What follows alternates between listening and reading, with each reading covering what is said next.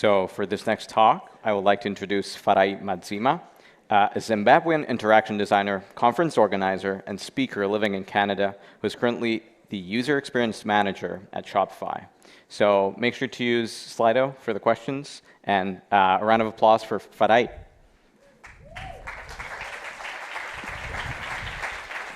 Hey, y'all. So it's 2013, and I'm living in Johannesburg, South Africa. We've just had our first child. He's about to turn 2, and we're starting to think about, what are we going to do for school for this child? As is the weird thing with our societies, we don't teach each other how to raise children. Everybody kind of has to figure it out on their own. There's lots of opinions, and obviously the internet has got a whole bunch of opinions. And we were trying to figure this thing out. And somebody mentioned to me something called Montessori school. I'd never heard of this before. I looked it up, and it sounded interesting to me because the idea was the most progressive thinking around education that I had seen before. Typical education works, I think, in this kind of format, right? Somebody with something to share stands at the front of a classroom. Everybody else listens. And this is the way that we have been learning for such a long time. It's efficient, 1 to 300, right? And this is the way that our society tries to optimize the processes that we go through. We try to go for efficiency. So on hearing about this Montessori method, I wanted to know more about it. So I was invited to an open day. So they invited parents and children to go to an open day at one of these classes. So we go into this classroom, and the teacher, they don't even like to be called teachers there, they kind of give us all seats, and we're sitting down in the classroom. Now, a Montessori classroom, as I was saying, doesn't look like this. What it looks like more is a wide, empty space. And so if you imagine that this was the classroom, then what would happen is all along the sides of our classroom, around the edges, there would be shelves. And on those shelves would be what they call materials. These are what look like toys that the children can use to learn something. In the middle of the classroom are carpets, and maybe they'll have some desks. So we're sitting there, and the teacher says, so this is our classroom, and this is where we teach. So I'm like, well, hold up. And Montessori schools are private schools, typically expensive. I've got a problem with that, but that's not what we're addressing today. And the teachers, and I'm like, so I'm paying thousands of dollars here, but you don't have tables and chairs? And they said, no. Tables and chairs are for offices. They're for adults and for grown-ups. Children work on the floor. That's why we have rugs. And so what you find in a Montessori classroom is that a lot of the time the children are on the floor, and the teachers come to meet the children at their level on the floor, right? And how do they teach? So the teacher she was explaining to us, and she picked a child from one of the prospective parents, and she said, have a walk around the edge of the classroom and find something that you like. And the child went and found a tray that had some green there were blue and pink blocks, I think they were. And the teacher said, okay, cool, you can bring that. The teacher brings the blocks to the rug, which was in front of everybody. The teacher sits down, asks the child to sit down. The teacher then disassembles this package of toys and explains to the child how to put them all back together again. And then they say, now you try. And then the child takes it on themselves, and they try, and they get some assistance, and eventually they get it done. They do this a couple of more times, and then the teacher walks away. And the child is now left learning some mathematical concept that has not been named, but through the use of that toy, that child is already engaged in learning mathematics. This was surprising to me. My idea of learning was this is what I knew. But when I learned more about the Montessori method, I found out that the lady who created it, Dr. Maria Montessori, she had grown up in Italy. And growing up in Italy, she wasn't allowed to go to school with other boys. She wanted to be an engineer, and they said, no, you can't go to school with other boys. She wanted to be a doctor, and they said, no, you can't go to school with the males. And so she had her own lessons as she was learning. She had gone through a lot of this kind of adversity in her teaching career, in her learning career. And when she was being told that she couldn't do things, she always continued to challenge this idea of what's possible and what's not. One area where this happened was because they said women shouldn't be able to go to engineering school or medical school, she was given some of the worst tasks to do. And one of the tasks she was given was to try and teach what were known then as the unteachables. These were children who were found to have learning disabilities. And so what they would do in that time is they would place them in schools that we would now recognize as asylums. These were places where they were just feeding the children, keeping them engaged during the day, and that was it. They weren't teaching them anything. She goes in there, and being the challenger that she is, she's like, wait, hold up. These kids just need to learn. And so she starts designing these ways of learning, these methods of learning that engage these children at their level. This idea that, no, don't try and teach children the way that we were taught, which is just to memorize facts and formula, but rather to learn using these materials. She devises this method, and those children who were the unteachables, once she was done with them, they were getting grades that were as good as, if not better than, the children who had been learning by rote, but learning through the classical method. Her big thinking was this idea of follow the child. So in the same way that when that child was in that classroom and was being taught, was being asked to look around the class for what they wanted to look at, right? That method was allowing the child to lead.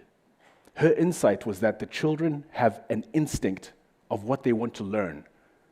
And the teacher's job is to identify what that instinct is, and then to use the materials that we have in the classroom to satisfy the learning need that that child has at that moment. Follow the child. Following assumes that the child can lead. The child can lead their education. It doesn't mean that the classroom is a mess, but what it does mean is that the teacher is not wasting time trying to make sure that children sit down and keep quiet and pay attention in class, but rather they're saying the child is interested in this thing. They will sit down and keep quiet for this thing.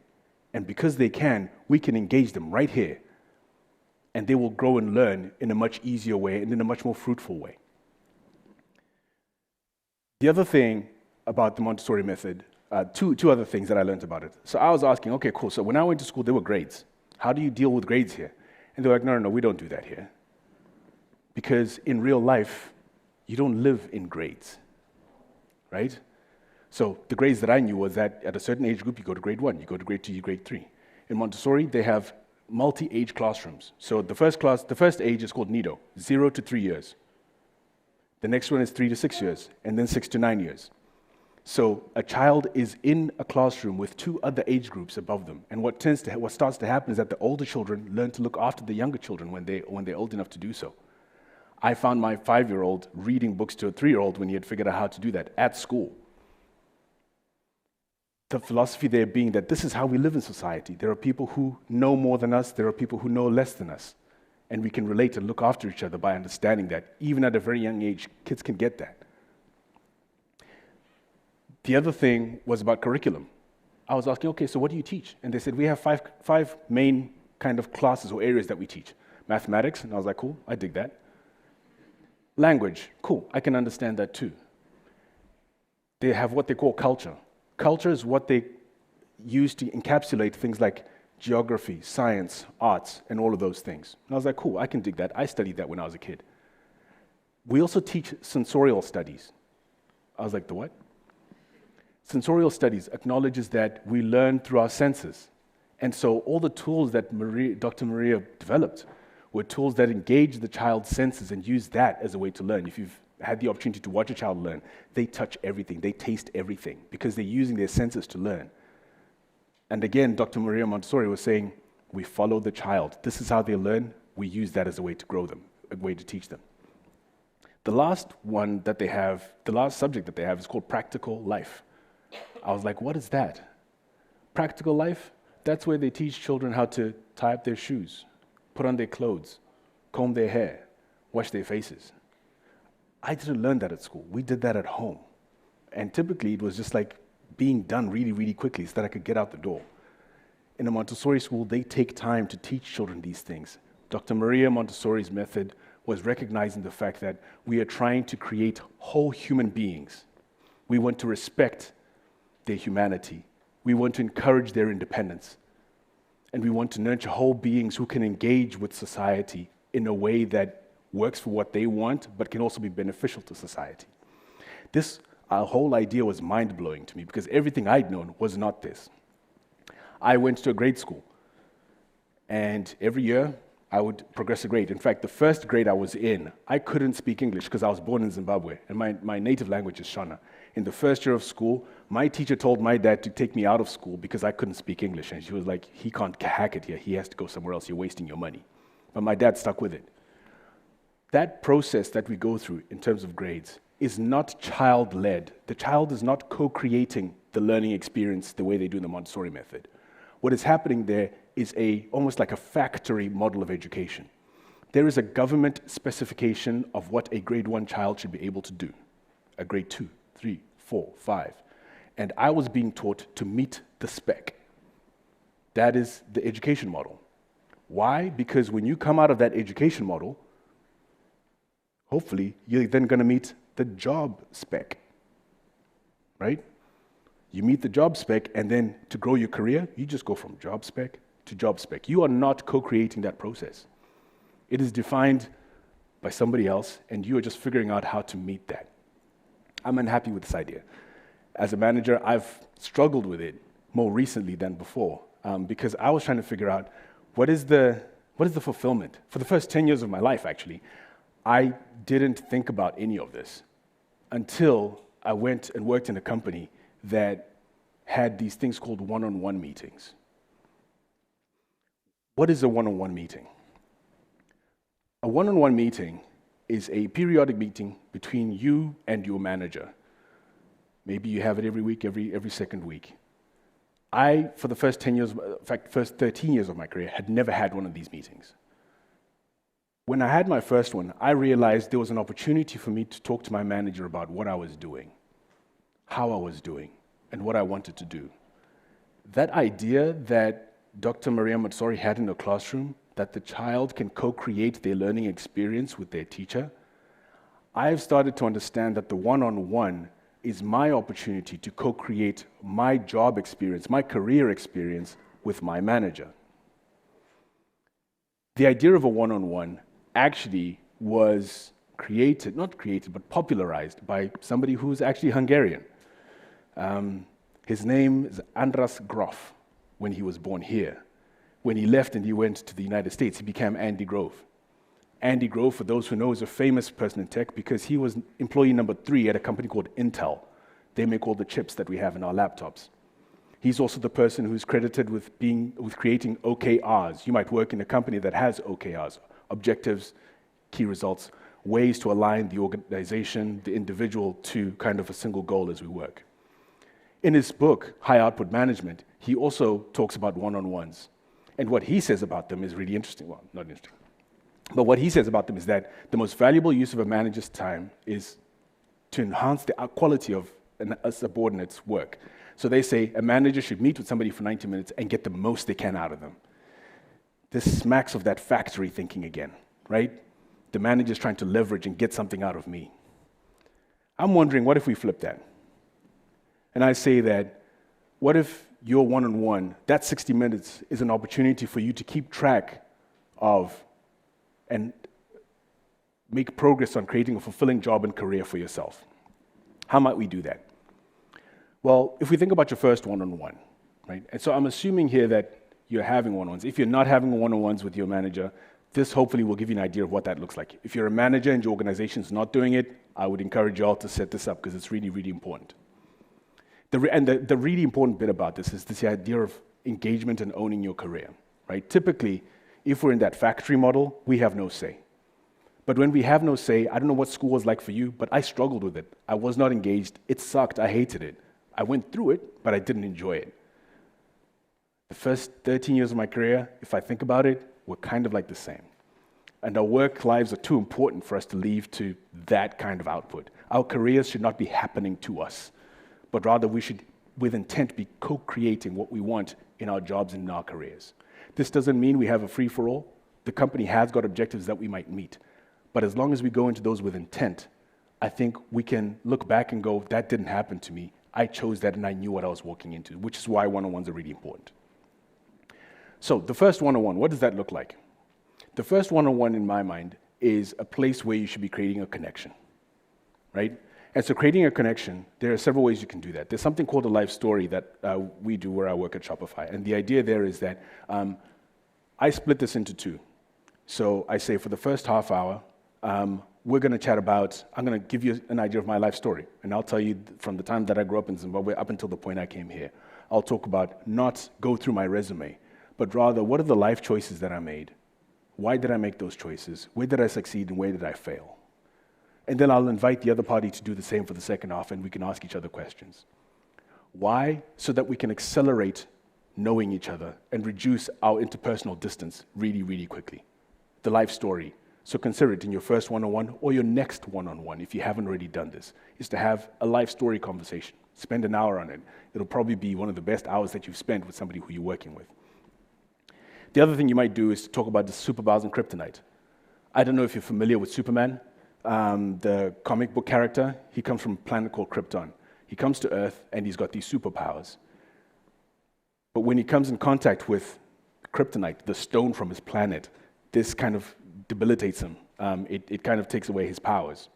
So what I do in this conversation is say, I'd like to tell you what I think is one of my superpowers, and I'll also share with you what I think is my kryptonite, and I'd invite you to do the same.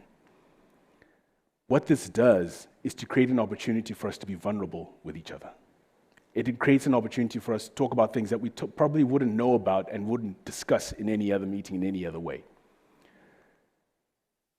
Another way to do it is to ask meaningful and vulnerable questions. Brené Brown has got a great list of these things. Questions like, what's something you've always wanted to do but you haven't done yet, and why? Who have you ever discussed this with? This feels like something that you might discuss with somebody out of work, but why does it matter to discuss when we're at work? It matters because a meaningful connection and reduced interpersonal distance between you and the person who's managing you allows you to have candid and open, honest conversations about where your career is going. You and your manager are co-creating your career experience. If you cannot discuss the things that matter the most, then how are you going to create any direction? How are you going to make any intent that you have towards your career real? So by having conversations that create meaningful vulnerability, boosting trust and safety between you, you can have those open and candid conversations between you. What if you can't build a connection? This could be cultural. You're working across cultures and trust is built differently. In some cultures, it might matter more that we go out and we eat together. This is hard when you're remote, right? But it might be worth understanding, and this happens a lot in the world when we're working remote, is that the ways that we build culture are different, and understanding what does it mean to do that. There's a great book called The Culture Map by Dr. Erin Myers that's worth reading that can tell us about how we can build cultures much better. What's important here is to understand that we need to have these open and honest conversations. We don't always have the luxury to leave a company if we can't create a connection. But at the very least, we should know and be able to recognize I'm in a place where I can't connect. And what does it mean for me when I'm in a place that I can't connect? And what do I need to be aware of? And what do I need to do next? Again, to stop the idea of this is happening to me, but I am choosing what is happening as I go along. So create a connection in your first one-on-one, because meaningful vulnerability is key to reducing strangeness. Your manager is not a stranger. You do not have to become best buddies, but you also should not be people who know nothing about each other, and you should be able to boost trust. Agree on who does what. So like I said before, my philosophy is that between you and your manager, your career is a project that you are co-creating. You're collaborating on this thing. This is terrifying, one of these things, these racy matrix. I don't know if you've worked with a racy matrix before, but this is the kind of thing that consultants will produce. No hating on consultants. I used to be a consultant myself. But what's important here is to recognize who should be doing what in your relationship, when you're working together. Setting intended outcomes and goals. It is actually you and I who are managed. We are accountable for making sure that that happens. We can consult with our manager, but we need to put that in place. In the spec version, it's the manager who sets these things. But it's actually important for us to be owning the creation of those things and negotiating them. Who does the work? I do. How do we get feedback? We can both look for feedback and we can share it with each other so that we both have a signal of what's going on. The feedback I might get and how I'm doing might be different from the feedback that my manager gets. But when we share that, again, we are co-creating an understanding of how I'm doing. Finding the right project work. That's my manager's job, because I don't know the strategy of the company. I can't dictate what projects I'm doing. But finding non-project work that might help me get promoted or progress my career, that's my job. I'm looking for speaking opportunities. I'm the one who is trying to help other teams to progress in what they're doing. That's on me. Tracking my growth is my job. It's not my manager's job. I'm owning the career, right? So you and I should be tracking how are we progressing in the work that we are doing and sharing that with our managers. Communicating obstacles and challenges. I should be able to speak to my manager, but it is important for my manager to create a space where I can actually say those things. That building of trust I spoke about earlier on, that's critical so that I can raise the things that I'm struggling with in my work. So agreeing on who does what is an important thing. So this is one of the things that I do in the first one-on-ones that I discuss with somebody. So it's probably the second one, is to discuss who's expected to do what in the relationship that we're working in. Other things, so spoken a bit about this. Other things, set a place and time to meet. It sounds dumb, but put it in the calendar and make it stick. People get busy.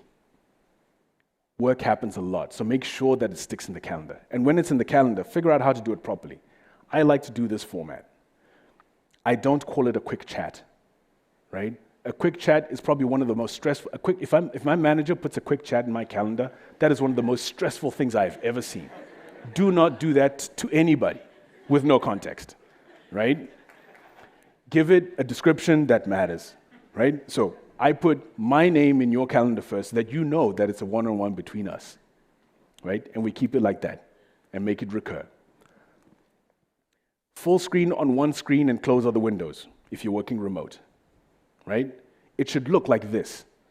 I also use a tool called Fellow, which is fantastic. There's another one called Know Your Team that kind of pops up in my Google window if you use Google.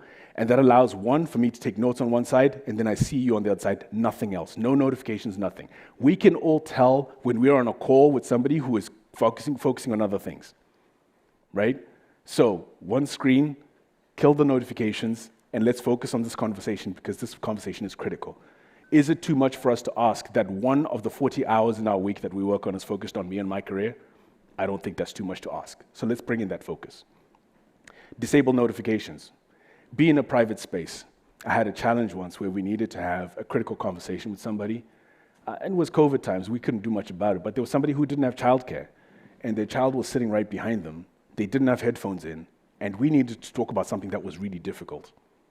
And we couldn't because the child was there. And so eventually I had to kind of message them and be like, listen, the next time we meet, I'm going to need you to be in a space that's private so that you can have your one-on-one. That sounds like I'm setting up a really difficult thing, but it matters. Again, if you're going to have an open and honest, candid conversation, then you need to make the space for it. Create the environment for you to have that conversation. Where do we sit? If you're sitting in a physical space, I say don't sit opposite each other, right? Why should that table be between you?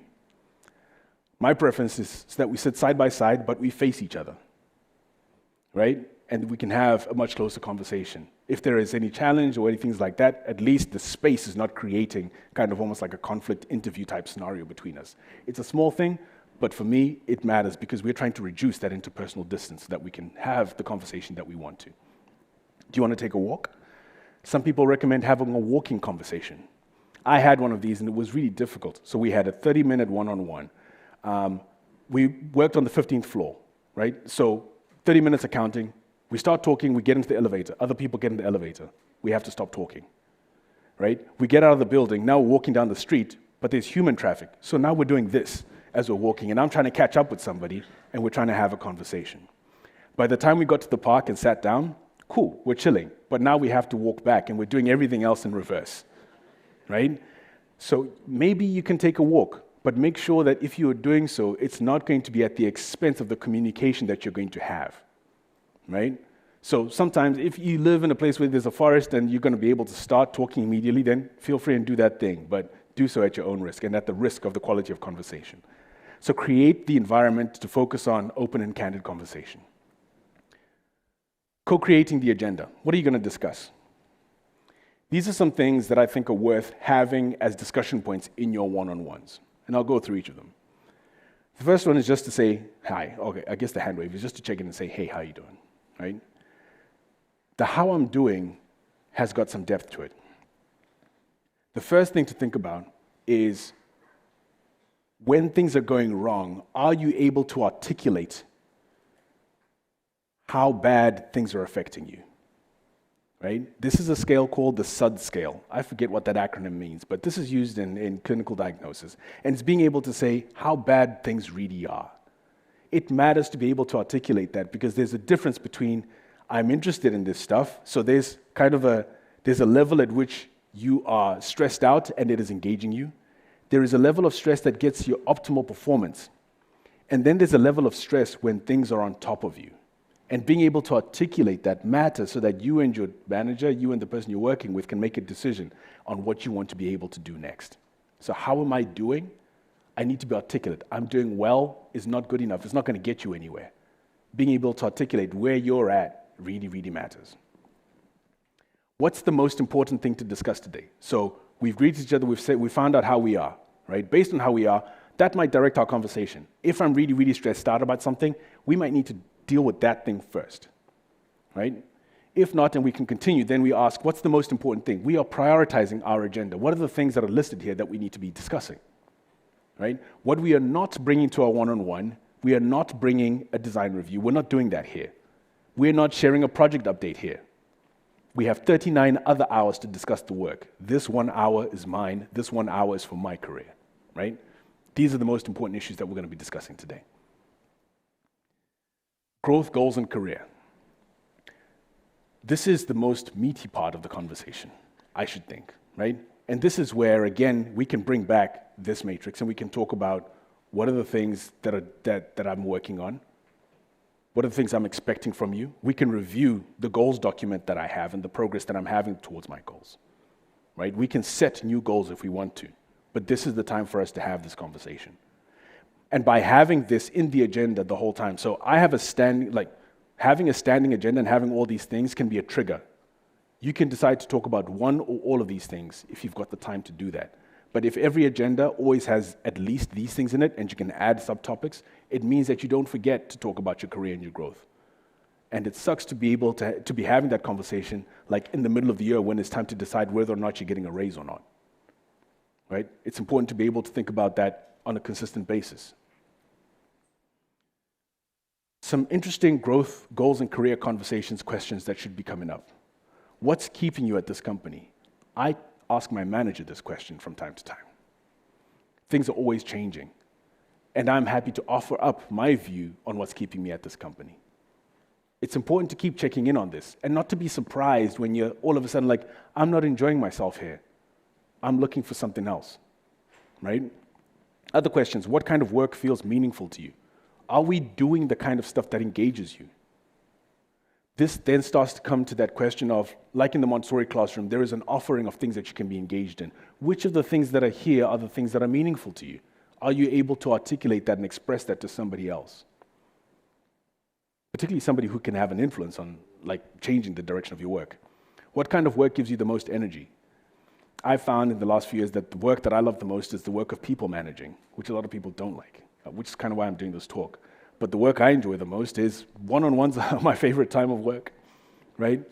And it matters to be able to do those things. And I'm able to express that to my manager and say, hey, this is the work that energizes me. I'm also a design manager, but this is my jam right here. What's your jam? Do you know what that is? Could you pick that out? Could you look at your calendar and be like, that's the point where I was doing the stuff that I enjoyed? How many of those hours do you have in your calendar? Are you discussing that with your manager to find a way to get more of those hours going on? This kind of question can help you start to have that conversation. What kind of work takes away your energy? I hate admin work. I'm bad at admin work. It's necessary, but I suck at it, and I don't enjoy it. But again, being able to say that, sometimes it can't be avoided, in which case it's finding out what's the best way to get it done. But other times, you might be in a situation where your lead might be like, you know what, we can find ways to get rid of that. Or there's somebody else who really loves that stuff, so maybe we can swap with that person and get you that stuff. But are you able to articulate that in an open way? If you could design your ideal role in this company, what would it look like? I don't know if you've traveled here. Today is what, Thursday, Friday? You're going to be at the conference. But this is a really important question, and it's worth taking some time to think about this. if you haven't spent some time doing so. Write something down that is more than a sentence. Because knowing what this is, again, can help you think about what are the opportunities in your organization, in your team, in the industry that really interest you. And how can you have those conversations with the people that you're working with right now? They would love to keep you.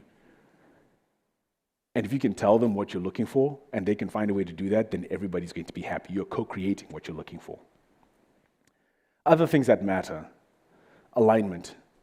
When your CEO, somebody important in the organization, has a town hall, they send out an email and they say, hey, we're changing thing X, or here's some new strategy thing.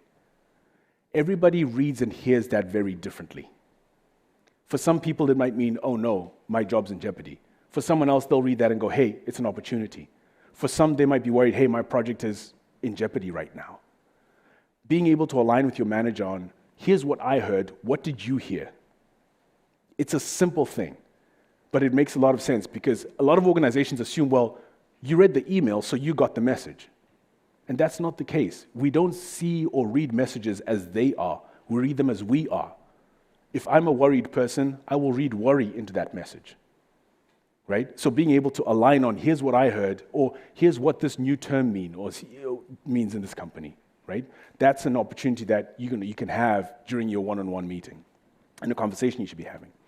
Feedback, of course, is always important, and there's lots spoken about this. I won't dig into this too much, but being able to check on how am I doing? What do I need to be improving on? What could I be doing better? And being able to share that with your manager. If you've been fortunate enough to create that open and honest space where you can speak, you can also say, hey, I would appreciate X, Y, and Z from you. That would help me do more in the work that I'm trying to do, and that would unblock me.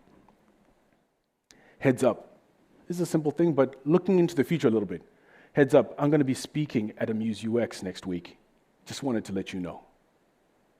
Heads up, we've got this other company thing that's happening, or there's something else happening. It's a small, simple thing, but predictability matters between you. Being able to look into the future and say, hey, there's something happening, you just need to keep a track of that so that it doesn't surprise us when it does happen, because that's never pleasant. And obviously, next steps. What are we going to do after this? Right? From all the things that we've discussed in this agenda, what actions do we need to take? What books do I need to read? What meetings need to happen? What documents do we need to read or write? Right? Capturing those next steps. If you've got this agenda, you're capturing the next steps, then what you are doing is you are tracking the conversations that matter in your career. I'm hoping that you're starting to see that 60 minutes in a one-on-one can keep you on track to having a fulfilling job and career. If you're lucky enough to be able to have these conversations with your manager, hopefully it means that you are more intentional and you're more in control. You're doing more of what Dr. Maria Montessori tried to create in her classroom, where the child was co-creating the experience with the teacher. We should be co-creating our careers and our jobs with our managers, with our organizations, so that our work lives are easier, so that we are more fulfilled humans in the work that we are doing. So, Dr. Maria believed that the child should lead, and she believed in nurturing the independence of a child. She believed in respecting their humanity and them having humane experiences so that they could grow up to engage the world and have fulfilling and meaningful relationships with the world and with the people in it. If you're hearing me today and you have the influence in an organization, one, to create one-on-ones. Secondly, to direct how one-on-ones should be run in an organization. Please go ahead and work on that. It is important work. It matters to every single person who works in your organization. If you are having one-on-ones with people, then please make sure you are making the best use of that time. Hanging out, doing project reviews, doing design reviews, that's not the work. The work is for us to actually lead our own careers. Your career and mine should be something that, or shouldn't be something that happens to us. It should be something that we are directing, we are intentional about. And let's use our one-on-ones to get the most from our teams, from our managers, and from our companies. Because it works to mutual benefit. We all deserve to make the best use of this large amount of time that we spend in our jobs and on our careers. Thanks very much.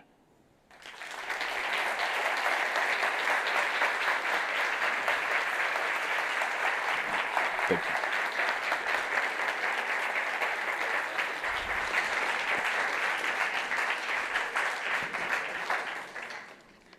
Thank you very much for that wonderful talk on a very, very significant topic.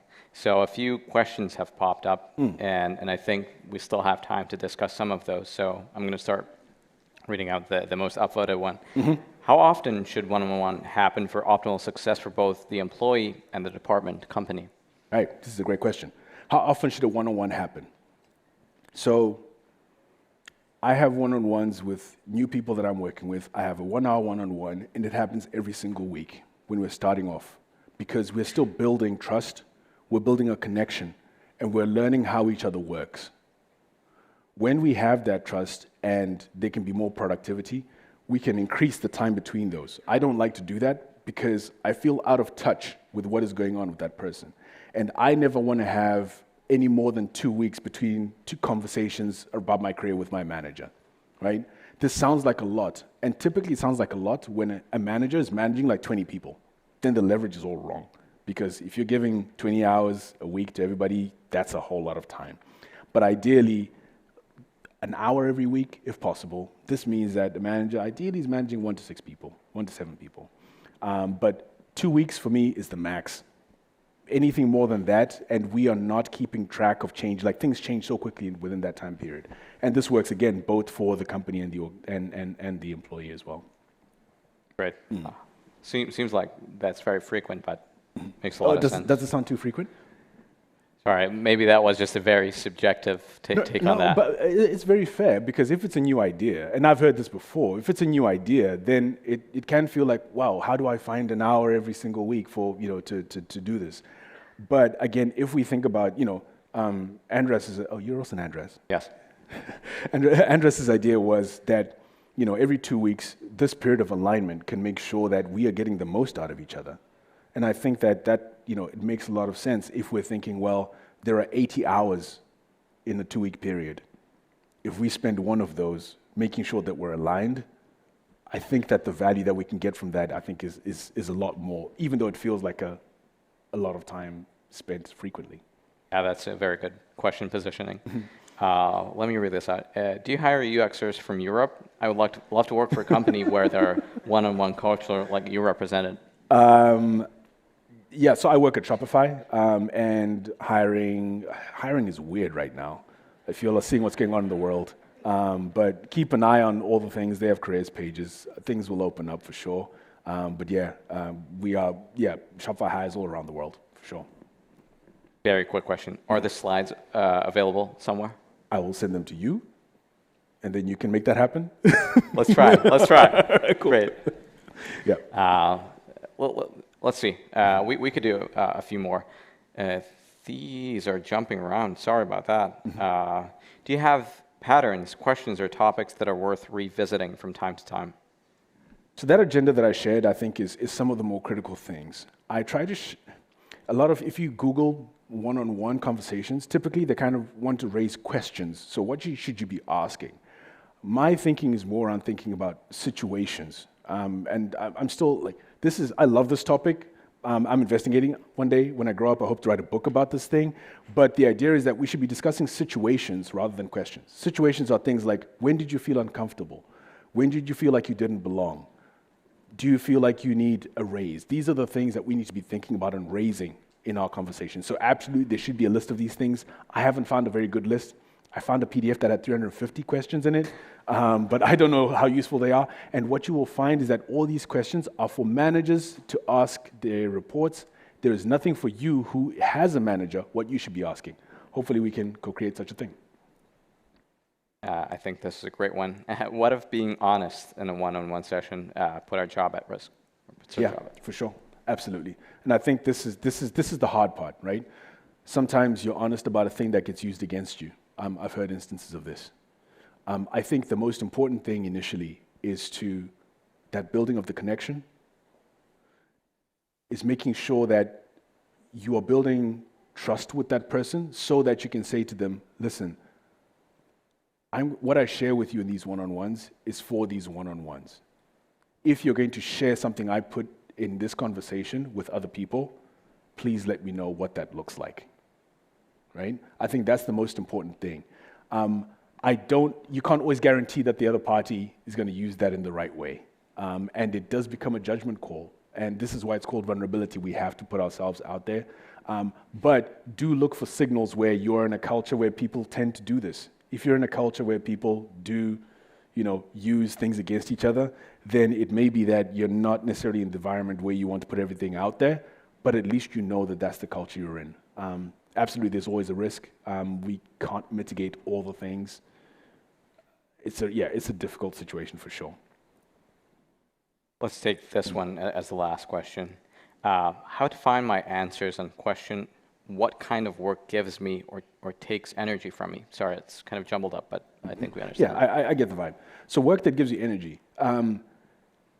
If you do like a kind of exercise, there are some exercises that you can do where physically you feel tired, but you feel excited at the end of it. That felt good. You can go into a workshop and you can be like, oh, I'm mentally drained, but coming out of that workshop, I feel really excited about what we've just done. That's what I mean by the work that gives you energy. It doesn't necessarily mean that it feels like you drunk some Gatorade, but what it does mean is that you are more excited about the idea. You're more excited about your work. You're excited to start working on that file. That is the kind of work that's giving you energy. And for me, that's having one-on-one conversations. Tough as they might be, when I come out of that, I feel fulfilled when we've been able to have the right kind of conversation. Thank you very much for that, really.